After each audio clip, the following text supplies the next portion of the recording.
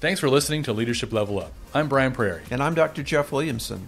I am just starting my leadership journey. And I've been guiding leaders for 30 years. Our podcast aims to shine a spotlight on outstanding leaders and provide a platform for them to describe their leadership journey and share the guiding principles that have helped them become great leaders. Welcome to Leadership Level Up podcast. I'm your host, Jeff Williamson. My host, Brian Prairie, is with us as well. And we have been looking forward for weeks and weeks to having our guest today. And you are going to enjoy this conversation. And Paul Allen is with us. I'm going to tell you a quick bit about him, but first I'll let him say hello. Good morning, Paul. Good morning, Jeff. Morning, Brian. Great to be on. Yeah. Thanks so much for your time. Yeah. Great to have you with us. So if you are not familiar with Paul, let me tell you just quickly some of the things that he has done professionally, and we'll kind of back up and hear some of that story as well. But Paul was the founder and former CEO of Ancestry.com, and he served there in that role a number of years and later sold the company. And at that time, then, he became the global strengths evangelist for the Gallup organization. And that is something we'll come back to and talk about. That's where he and I kind of crossed paths, was the strengths piece. So he was the global strengths evangelist for the Gallup organization and literally traveled all over the world telling the good news of the strengths approach to things. And we'll talk about that. And then his most recent venture was he is the co-founder and CEO of Soar.com, which we'll unpack and learn a little bit more about that as we go along. So again, Paul, great to have you with us. We're really excited to hear about some of your experiences as a leader, as an entrepreneur. And so thanks again for being here with us. So let me just jump right in on the first topics that we'll kind of talk about is related to leadership, of course. And you've worked with a lot of incredible people. You have led multiple organizations. So to get us kind of thinking about the topic, I'd love to hear from you some key foundational leadership concepts. If someone said, hey, what are 3 or 4 things that you think are central to your leadership and what you admire in leadership from other people? What would some of those be? Well, Jeff, thanks. I don't think I've ever been on a leadership interview before. It's interesting for me to look at my career and think, I never had an apprenticeship. I was never kind of coached or taught or mentored. Andy Jaffe was chief of staff with Jeff Bezos for like 20 years before he became the CEO of Amazon. So he got to shadow someone who was a great leader already. And since I started my first company in my early 20s and got the title of CEO, I was thrust into a leadership role with no preparation or qualifications. So it was quite an interesting journey. I will tell you, I made every mistake you could possibly make as the founder of my first startup, hiring all the wrong people, hiring family and friends without qualification. Like, we did not know what we were doing. I'd never had a business class in college. I'd never had a technology class. Here I am, a tech founder. And so I would say, if you want to be a great leader, don't follow my meandering journey to where I am. I'm actually hoping to become an emerging leader with now a lifetime of experience of making mistakes, but also seeing amazing people, reading lots of books. But I've never worked for a company where I grew in my leadership role until I deserved the title of leader. You can just found a company, be the president or CEO, and now everyone who works for you, obviously that's not the right definition of leader, but that is one way to try to grow into a leadership role, is to just become it and then work and try to, become a good leader someday.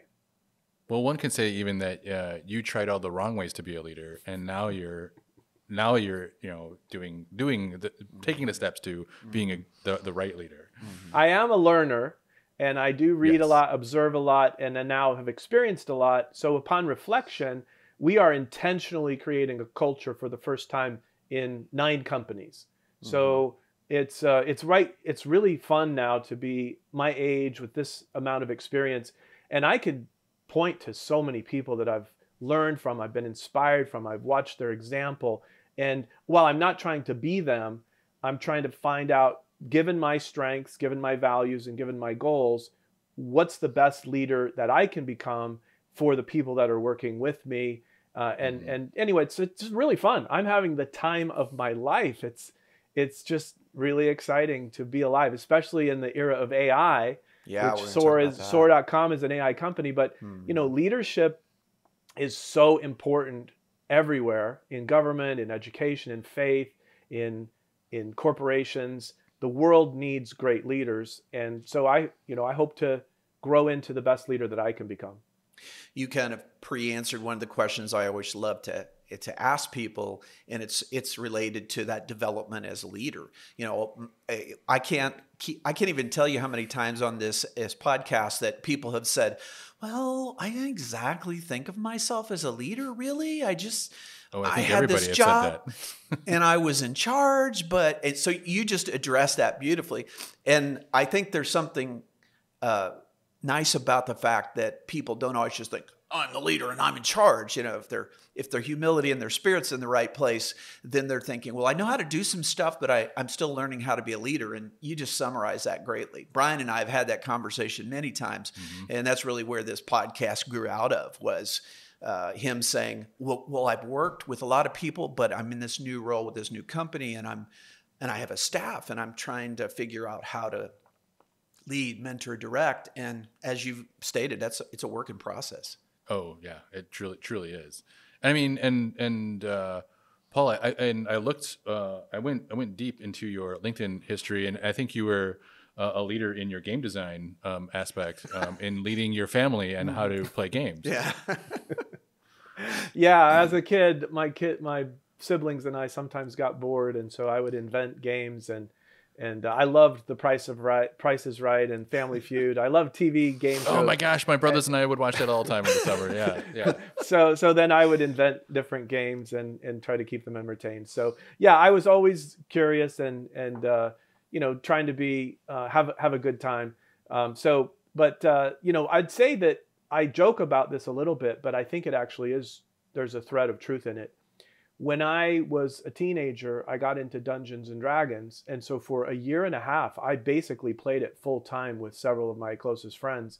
And I had a dungeon, and they were players. And then they all had dungeons, and I was a player in their games. And what I found was that the creativity required to create a world filled with monsters and traps and danger, and then to navigate that in your character as a role-playing game, there's so much imagination and strategy involved in that, and documentation and mapping. And it was just a really interesting. Now, I quit cold turkey because I had a strong impression that I was wasting my life. I was in a church setting, and I felt like God wasn't pleased with me just doing that all the time. So I told my friends I had to quit. But as I look back on my first companies and realize that in a game, it's like a real world setting, you're now designing a company with products, and you've got to find customers. And I'm like, I think that game playing prepared me for being an entrepreneur more than anything else that I experienced in life. Yeah. And that ideation that I think is maybe your top strength, if I'm recalling correctly. It's my third, but it's favorite. In your top 5. Okay, it's your favorite. Yeah, I remember times we've talked to you talking about ideation and how that has played into the things that you do. And yeah, I mean, the foundation for that is, like you said, the creativity, the coming up concepts and strategies and all those kind of things. And so that makes perfect sense. And it's funny, as you were describing that, of course, I'm thinking strengths. And I'm like, you were using your strengths even before you knew what they were, I think, in that setting. Yeah. And that's part of the exciting thing about that is kind of realizing we are able to connect some dots when we see the things we love to do, the things that come maybe a little more easy, but we have to work hard at it still. And then seeing those connected to our strengths. And, of course, I could talk all day about that. But well, one of my favorite things in the entire strengths world is Kurt Liesfeld. Before he passed away, he created a list of the 34 themes and what they look like when they're immature. I was using my strengths my whole life, but in some ways they were immature. And what does it look like when they're mature? And when the strengths are mature, they become almost servant leader strengths. You're using your competition not against other people. You're using your competition to help everyone on your team to win. And so as I think back on my career, a lot of times I have great ideas and great strategy. I was a disruptive entrepreneur in the Clayton Christensen model, where we would give away a product that other people were charging for, kind of a lost leader. We would bring them in and then we would upsell them on all kinds of things. But we were very disruptive. As a CD-ROM publisher before Ancestry.com, we would put 1,000 books on a CD-ROM. And we were so proud of ourselves that authors and publishers were using this old-fashioned business model of writing and selling books, and there's a very low profit margin on it. And we would put 1,000 books on a CD-ROM, sell it for $100, and we were so proud of being disruptive. Now, that's an immature use of strength, in my opinion. What I didn't do in my 20s was think about the ecosystem of publishers and authors and their livelihood and say, could we partner with them so that they could extend their livelihood, and let's make this an abundant approach rather than disruptive. And I think a lot of young entrepreneurs who are trying to change the world don't realize that the good things they're doing also come with a lot of disruption that can cause a lot of social harm, cause a lot of people to go out of business or be laid off. And so now in my later years, when I think about having kids and grandkids and looking at a longer view of life than just, hey, I'm young and disruptive, what success can I have at the expense of others? Now it's more thoughtful and saying what would be good for the world or for society or for this industry rather than just winner take all disruption. And so I think when leadership, when you're young, you can be using your skills and your strengths. But I think with maturity, you get a little bit of perspective about what's the right thing to do. And now I'm trying to evolve into a servant leader with an abundant mindset to try to make the world a better place. That's a good, oh, sorry. No, that's what I was just going to say. That is such a good application of the maturity and immaturity of the strengths. I don't know that I've discussed it that way. So that's a good perspective, because sometimes people will say, well, I have these strengths, and this one here, I'm not so sure about it. And so it may be that it's in its immaturity phase. Sometimes I'll say that maybe it's just a muscle you haven't built up as much as your maximizer or your learner or whatever. Well, Kurt described it as using your strengths in a selfish, self-serving way versus using your strengths in a serving way. Yeah. And that's the difference between an immature and a mature. It's not that they don't work. It's that they're working just for you. Yes. And is that the right servant leader approach? His mature model was beautiful because it's about how does this help others? Exactly. I often say to people, your strengths are not really for you. They're for others. And that's exactly the same spirit that Kurt was talking about and that you're talking about, is when they're developed and matured, then we're better able to say, how can I leverage that to make things better for you? How can I make our company work better? How can we be more efficient? Because I want you to not be frustrated in your work. And that's a cool phase of where you and I have been around a few years. We can kind of look back and go, oh, okay, I want to do that a little differently this time. I want to be a different kind of leader this time. Chuck Coonrod wrote a book called The Game of Work, and it was a pivotal book for me because I realized that if every employee at Ancestry.com could keep a scorecard of how well they were doing towards their personal goals and records, that by self-reporting, that they would be conscious of the output that they were doing and they would work harder. So I read the book, I started implementing it. I had our scanning department. We had a bunch of young scanners that were scanning 4 hours a day, and they would then write down how many pages that they scanned that shift, and they could see their score and other people's scores. Well, in the first week, our throughput increased by 250% because now everybody was keeping score. And I had walked past the office one time and this young man was asleep twice in a week. And I thought, okay, I didn't say anything to him. I was not a really radical candor type leader back then, but I put this game of work thing in motion.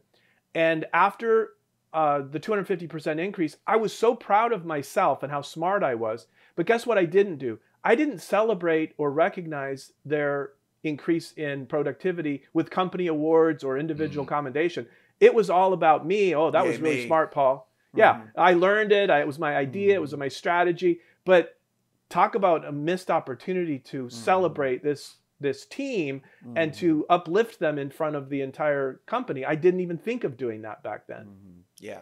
And that's so central, obviously, to SOAR, is uplift humanity with when it was early on and the different pivots you've made and the work we'll talk about in AI. That's one of the great things I love. That's why we've become friends and stayed in touch, is because I love all that stuff that you are about doing is to make other people's life better. And I appreciate that, really affirm that. Well, thank you. We all have the potential to use our gifts and talents for serving others, or to use them in a self-serving way. And I think I've done that a lot. So I think it's time to build a platform, especially with the help of AI, that would help any leader and manager to improve in their virtues of the things that would make them a better servant leader. And with feedback, Marshall Goldsmith told me the other day that training without follow-up makes no difference. He said he wrote an article called The Great Training Robbery. And I'm like, that's one of the most clever titles I've ever heard. That's a great title. And I read the article, and he shows that every leader who goes through leadership training, who doesn't have any follow-up, there is no perceptible difference in their behavior after the training. It's just a complete waste. With a little bit of follow-up, there's a little measurable increase in their leadership. With continual follow-up, there is a marked difference in their behavior as a leader. Training plus follow-up results in behavior change that's positive. So Marshall is just such a brilliant guy. And this concept of follow-up is really important for all leaders and managers and employees who ever get training to be able to like practice the training or get feedback on the training. And Marshall said to me, you know, Paul, AI can count as the giver of the feedback.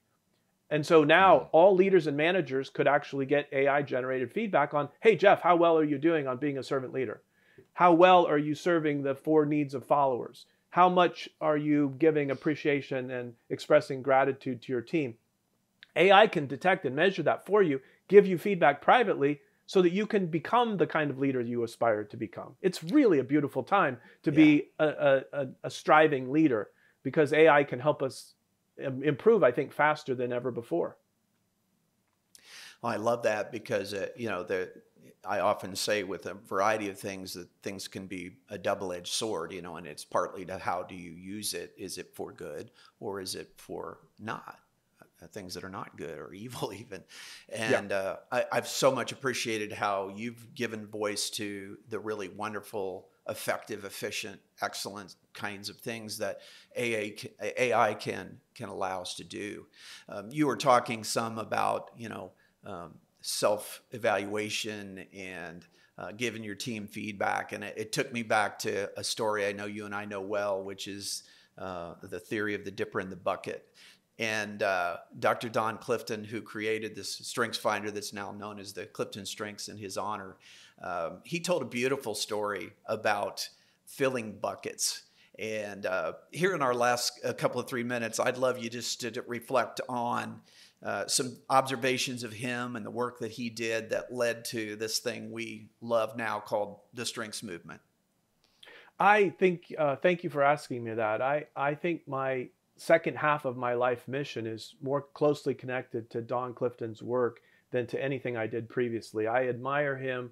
I think he's the greatest psychologist that lived in the 20th century. And I think it started in 1952 when instead of focusing on what's wrong with people, if you think about the DSM, the Diagnostics and Statistical Manual, there's thousands of things that are wrong with most of us. We need therapy and psychiatry and psychology and feedback from counselors. Like, there's all kinds of problems that each of us has.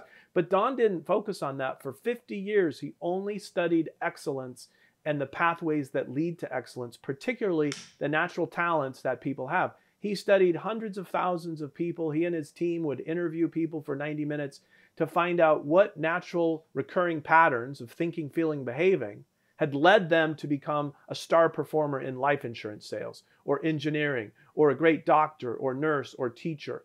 And so Don's work was so beautiful. By the end of his life, he had hundreds of talents that he had identified in a taxonomy, and he boiled it down to the 34 strengths themes. So I believe that if Don Clifton's life work can be accelerated so that not just 30 million people know their strengths, but as John Clifton, his grandson, who's now the CEO of Gallup, that 1 billion people someday will know their strengths. And I believe not just know them, but use them as a daily guide for decision making. What job should I take? What education should I pursue? What projects should I say yes to and no to? Who should I work with?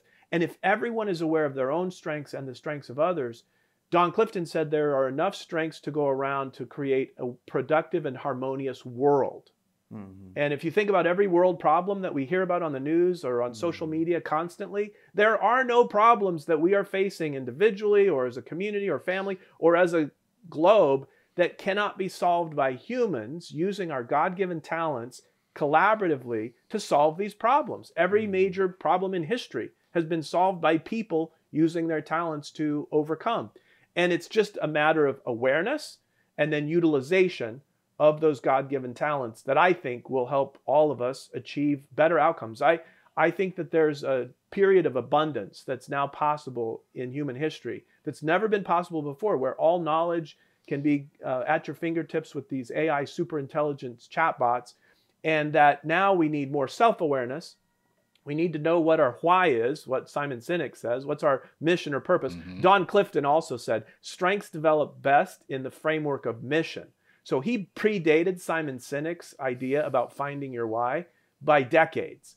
Don Clifton, to me, is one of the greatest human beings that have ever lived. Absolutely. And if his work will spread, Jeff, and I know you've been working with him and Dr. Chip Anderson 20 plus years ago, and you've been coaching, there's thousands, tens of thousands of people that love this as much as we do. But as it spreads to the world, there will be no problems that we face collectively or individually that cannot be solved as we work together. Oh, yeah, I truly believe that. And if you would have told me even just a few years ago, like, oh, well, strengths are this powerful, I would have probably laughed at you and like, this is magic. No, I don't believe in it. But once Jeff, said, hey, we're going to test you for your strengths. I'm like, oh, okay, cool. And then once he started reading them off, I'm like, I just, a ray of light showed down. I was like, oh my gosh, yeah, these all make complete sense now. And I think you said something about we cracked the code. You were like, we really did. And it was a really magical moment that I was like, oh, I've been using some of these, but not as efficiently as I could have been. Mm-hmm. And now that I do know them, I can kind of ignore the other things that I'm not strong in, but like really lean into these strengths now that I know that, ideation is my top one. So I know that that's something that's going to definitely fuel everything that is around me. So yeah, I'm truly a believer now because it was just this. Check. Yeah. Way to go, Jeff. Way to go, Jeff. One more towards the billion. But the thing is, we're not born with an operating manual that our parents and our teachers can say, oh, best results with Jeff, do this, this, and this. Give him this opportunity, and then you'll see excellence. Like, we don't get that. But thankfully, Don Clifton, even though we're older when we take it, he gave us that beautiful feedback about what will lead you to your best outcomes. Right. Play to your strengths. Play to your strengths. Don't focus and obsess on what you can't do and try to modify them slightly.